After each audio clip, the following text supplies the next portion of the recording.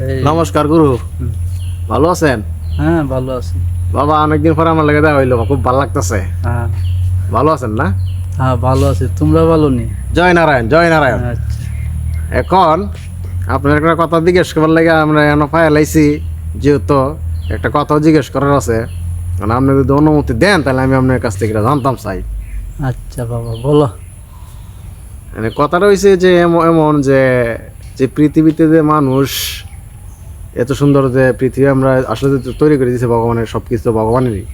এখন যে মানুষে যে আপনার এই ধরেন একটা জিনিস নিল বা একটা জিনিস সে করলো, করার পরে কইতেছে সে আমার আমার আমার, হ্যাঁ, আর কেউ না, এটা আমি তৈরি করছি, এটা আমি করছি, হ্যাঁ, এটা আমার দ্বারা হয়েছে। মানুষ সব কিছু নিয়ে আমার আমার করে, এবং তাৎক্ষণিক দিয়ে মানুষে যে মিথ্যা কথা বলা একটা জিনিস নিয়ে, বা একটা জিনিস কইরা দেওয়ার সাথে সাথে মিথ্যা কথা বলা, আগে তো বাবা এটা আসেন না, ইদানিং খুব বেশি এটা চলতেছে বাবা, খুব বেশি মানুষ মিথ্যা কথা বেশি বলতেছে। এটা কারণটা কি বাবা? এটা আমি জানতাম চাই বাবা, আর কিছু জানতাম চাই না বাবা।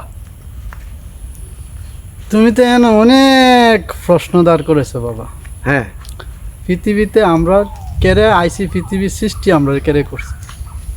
সৃষ্টি আমরা হয়েছি মুক্তি পাওয়ার লাগিয়া। প্রত্যেকটা মানুষ পৃথিবীতে আসি যার যার কর্মফল থেকে মুক্ত হওয়ার জন্য। হ্যাঁ, যেমন আয়াসীরা আইসি কিন্তু আমরা কর্মফল থেকে মুক্ত হওয়ার লাগিয়া। আয়াসীরা নিজের স্বার্থের জন্য মিথ্যা, ছলনা, পাটপাড়ি, সিটারি, অন্যের মাল সম্পদ লুট করা, এটি আমাদের মধ্যে ধারণ করছে।